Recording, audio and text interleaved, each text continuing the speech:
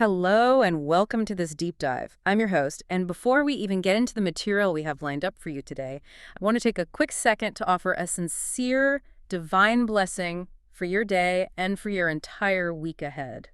May you find clarity, peace, and inspiration in whatever you're setting out to do today. We are so glad you're here with us. Absolutely. Thank you for having me. I'm really looking forward to this one. Me too.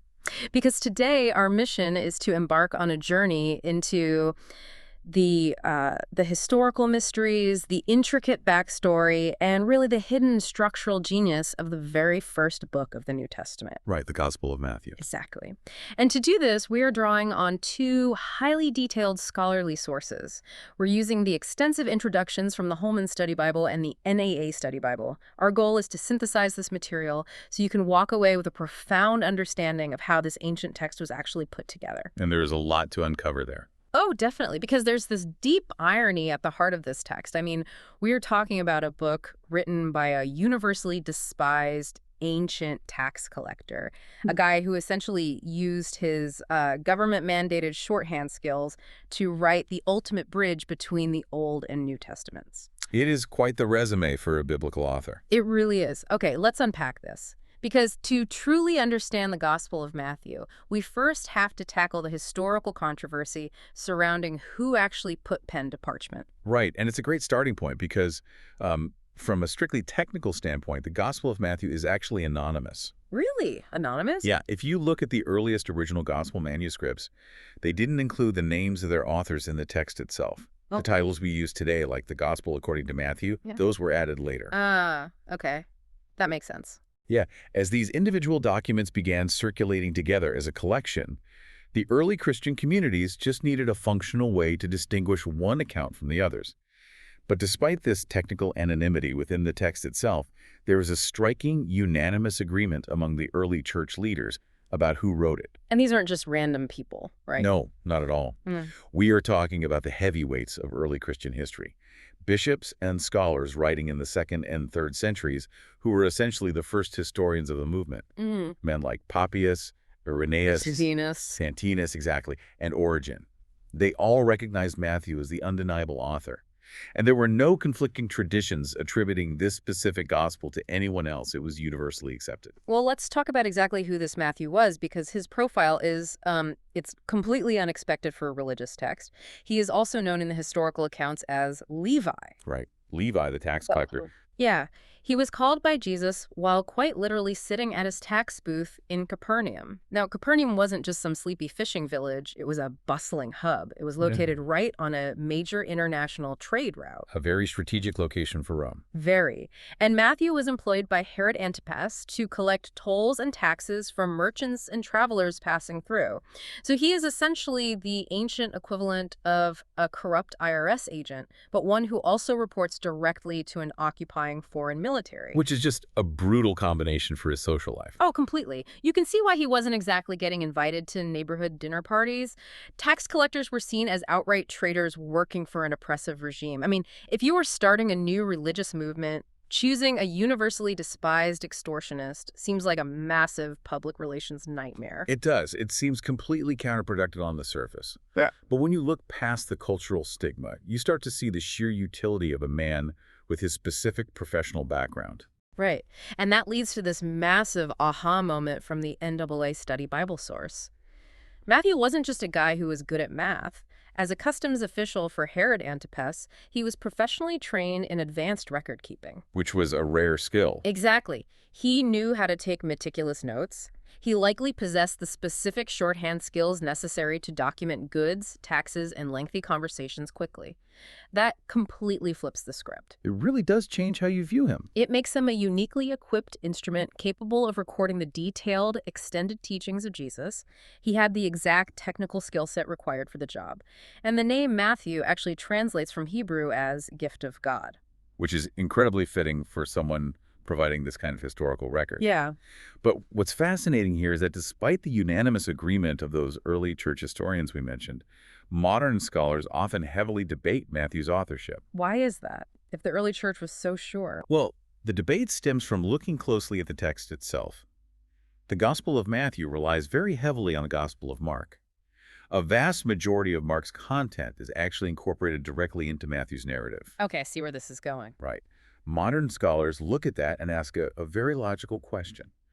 Why would Matthew, who was a direct eyewitness and one of the original 12 apostles, base his account so heavily on the writings of Mark, who was not one of the original 12? It does sound like a glaring contradiction. I mean, why rely on someone else's notes if you were supposedly standing right there in the room when the events happened? Exactly. It seems backwards for an eyewitness to borrow from a secondary source. But we connect this to the bigger picture. The historical context resolves this tension beautifully. Okay, how so? The widespread and firmly held belief in the early church was that the Gospel of Mark was essentially the recorded memoirs of the Apostle Peter. Mark served as Peter's companion and interpreter. Oh. Yeah, so when Matthew incorporates Mark's Gospel, he isn't copying from a random non-eyewitness. He is deliberately utilizing the authoritative foundational testimony of Peter. And Peter was the most prominent leader of the original 12. So he's acting more like an editor or a historian compiling primary sources? Precisely. He takes Peter's core narrative, which already has massive authority in the early church, and then structurally enhances it by adding in his own meticulous shorthand records of Jesus's lengthy discourses. He isn't replacing Peter's account. He is bringing his own apostolic credibility to it. He is building a more comprehensive document on a foundation that the community already inherently trusts. Which makes perfect sense. Yeah. But if Matthew is pulling from Peter's memories and adding his own highly trained record keeping, the obvious question is, when did he actually sit down to write this? Ah, the dating question. Yes, because the timeline completely changes how we view the text itself. Looking at the scholarly debates in the study Bibles, there is a lot of back and forth about whether this was written before or after the year 70 A.D. Right, which is when the Romans brutally destroyed the temple in Jerusalem. Exactly. Some modern scholars look at Jesus' precise predictions about the temple's destruction in the gospel and assume that such accurate predictive prophecy just isn't possible. So they work backward. They argue the text must have been written after the fact, post-70 A.D., to make it look like a prediction. And that is a very common argument in modern textual criticism. However, the historical detective work provides a highly compelling chain of evidence for a much earlier date, well before the destruction of Jerusalem. I love a good historical detective story. Lay it out for us. All right, to understand this, we have to walk through the timeline step by step, working our way backward through related New Testament texts. We start by looking at the book of Acts, which is essentially volume 2 of the Gospel of Luke. Okay, Acts. Acts ends incredibly abruptly. The Apostle Paul is sitting under house arrest in Rome, waiting to appeal to the emperor. There was absolutely no mention of the outcome of his trial, his release, or his eventual martyrdom. Just a cliffhanger. A huge cliffhanger. But more importantly, there is zero mention of the Jewish rebellion or the catastrophic destruction of Jerusalem. Okay, let me make sure I'm following the logic here. Given that a major theme of the book of Acts is the legality of Christianity within the Roman Empire, leaving out the destruction of Jerusalem would be like writing a comprehensive history of New York City in the early 2000s and completely forgetting to mention the year 2001. That's a great analogy. It's just too massive, too world-altering an event to just gloss over if it had already happened. That is exactly the point. Because of this profound silence on major historical events of the late 60s and 70 A.D., historians can confidently date the completion of the book of Acts to the early 60s A.D. Okay. Now, since Acts is Luke's second volume, the Gospel of Luke must have been written before that, likely in the late 50s A.D. And here is where the math connects back to our main topic. Yeah. Luke also used the Gospel of Mark as a primary source. Oh, I see. This pushes the composition of Mark even further back, likely to the early or mid-50s A.D. Okay, so if Mark is already in circulation by the mid-50s, then even acknowledging that Matthew relied heavily on Mark, the Gospel of Matthew could easily have been composed in the late 50s or early 60s A.D. Correct. And this historical deduction perfectly aligns with the records of the early church historian Irenaeus. Writing around 180 A.D., Irenaeus explicitly stated that Matthew produced his written gospel while Peter and Paul were still alive and actively preaching in Rome. Wow. Yeah, that firmly places the composition of Matthew in the early 60s, well before the temple fell. It is deeply satisfying how looking at what isn't in a text can be just as revealing as what is in it. Oh, absolutely. So we have this highly trained record keeper, Matthew, taking Peter's foundational account, writing in the late 50s or early 60s. And the reason he is meticulously crafting this document is vital for you, the listener, to grasp. The Gospel of Matthew serves as the ultimate doorway or bridge between the Old and New Testaments. The essential transition point. Right. He is writing to prove a very specific point to his audience, that Jesus is the long-awaited Messiah. To do this, Matthew cites Hebrew prophecies over 60 times. You constantly read phrases like, that it might be fulfilled, or this happened to fulfill what was spoken by the prophet. He is relentlessly tying everything back to ancient promises. Yes. But here's where it gets really interesting. It isn't just the prophecies he includes. It is the physical architecture of the book itself. Matthew doesn't just write a straight-line biography. He organizes the book with a brilliant rhythmic movement that constantly alternates between narrative action stories and massive blocks of teaching. The structural arrangement is one of the defining characteristics of Matthew's work. He deliberately gathers the teachings of Jesus and arranges them into 5 distinct major discourses. Let's break those down. Sure. The first is the famous Sermon on the Mount in chapters 5 through 7, which lays out the ethics of the kingdom. The second, in chapter 10, focuses on the mission and instructions for the disciples as they are sent out. The third, in chapter 13, is a collection of parables explaining the hidden nature of the kingdom. The fourth, in chapter 18, details the character, discipline, and community life of the disciples. And finally, the fifth, in chapters 24 and 25, is the Olivet Discourse, which deals with prophecy and the end times. 5 major blocks. Yes. And every single one of these 5 blocks concludes with a distinct formulaic statement, something along the lines of, when Jesus had finished saying these things. That's fascinating. So what does this all mean? Exactly 5 blocks, all ending with the exact same phrase. Right, that doesn't happen by accident. Was he trying to mimic something else they were already reading? He absolutely was. It serves a deeply theological purpose. These 5 sections are designed to purposefully mirror the 5 books of Moses, the Pentateuch, which form the foundation of the Old Testament law. Oh. By structuring his gospel this way, Matthew is explicitly framing Jesus as the new Moses. Just as Moses went up a mountain to deliver the law to the Israelites, Jesus goes up a mountain to deliver the new ethics of the kingdom of heaven. Matthew is declaring that Jesus is the ultimate deliverer, the supreme instructor of God's people, who surpasses even Moses. That is a brilliant literary device for a Jewish audience. But the NAA Study Bible points out that there is also a highly practical reason for this structure. We have to remember the context of the early church. They were operating in a primarily oral culture. Right. Not everyone had a scroll handy. Exactly. Books and parchment were incredibly expensive, and literacy wasn't universal. People learned by hearing and repeating.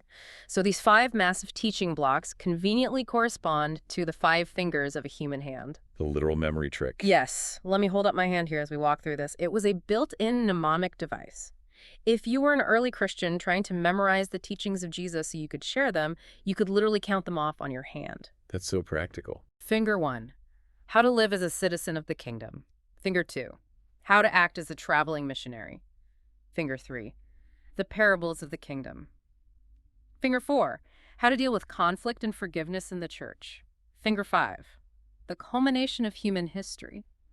It is a masterclass in communicating complex information in an unforgettable, repeatable way. And that mnemonic function is crucial for understanding how the text survived and spread so rapidly in an oral culture.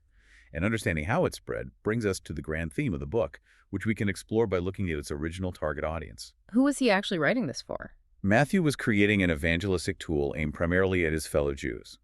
He opens with a detailed genealogy, tracing Jesus' lineage all the way back to David and Abraham, immediately establishing his royal messianic credentials for a Jewish reader. Setting the stage immediately. Exactly. But he was also writing to a community in crisis. The early Jewish Christians were facing severe, agonizing opposition. They were being persecuted by their fellow Jews who rejected Jesus as the Messiah, and they were simultaneously facing hostility from pagan Gentiles in the wider Roman world. Caught in the middle. Geographically, the study Bibles point to a specific location that embodies this tension. Based on the internal evidence of the text, many scholars believe the Gospel of Matthew was closely associated with the church in Antioch of Syria. And Antioch is incredibly significant context here. The church in Antioch was a prominent early center of Christianity, And it was a radical cultural melting pot. Which was unusual for the time. Highly unusual. In the first century, the social and dietary laws separating Jews and Gentiles were strict and severe. Yet Antioch was a community where both Jewish and Gentile believers were actively worshiping and eating together. It was scandalous to the outside world. So that setting really frames the theology. It perfectly mirrors the most beautiful paradox found within Matthew's gospel, the tension between particularism and universalism.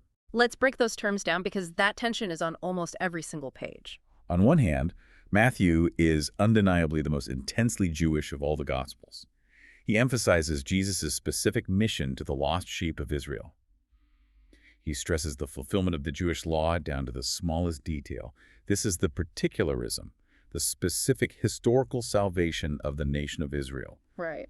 But on the other hand, the Gospel dramatically expands outward, shattering those ancient ethnic boundaries. It starts incredibly focused on Israel, but it ends with the widest possible lens.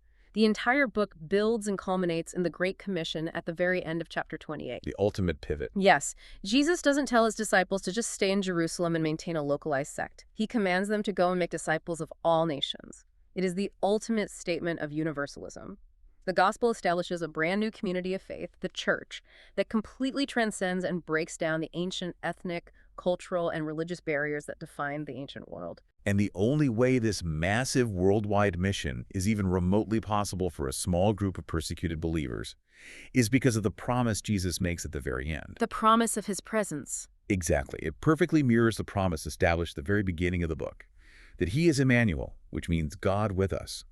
He promises his continuous living presence to sustain this new diverse community until the very end of the age. It's just a stunning literary and theological arc. It really is. Yeah. And you know what? This raises an important question for anyone engaging with this text today. When you synthesize all of this, the historical context, the brilliant structure, the theological depth, you are left with a profound realization about the author himself. Matthew. Yes. Consider the unbelievable transformation of Matthew. Here's a man whose entire professional life, his entire career, was built on extracting taxes, accumulating wealth for an oppressive earthly Roman Empire. He was part of a system defined by extortion and greed. The worst of the worst in their eyes. Yet he becomes the precise, uniquely qualified instrument chosen to painstakingly record a new manual for a completely different kind of kingdom. A kingdom founded on grace, radical forgiveness, and universal inclusion. It leaves you with a very provocative thought to mull over. What's that? It makes you wonder how the skills you are using today, even the ones that feel entirely mundane, secular, or completely disconnected from any higher purpose, much like Matthew's bookkeeping, might be perfectly preparing you to write a completely different, impactful story tomorrow. Matthew thought he was just learning how to keep ledgers for Rome, but he was actually being equipped to record the words of the most influential figure in human history. It forces you to look at your own daily routines and ask what bigger narrative you might be unconsciously preparing for. You never really know how the tools you're gathering now will be used in the future. Well, that brings us to the end of our exploration today. We have traced the journey from a despised tax booth in Capernaum to a foundational document that changed the world. We want to thank you so much for joining us and taking the time to learn alongside us today. We hope you found this deep dive enriching and that it brought these ancient pages to life. Have a wonderful rest of your day, and remember, God blesses all the listeners. Goodbye.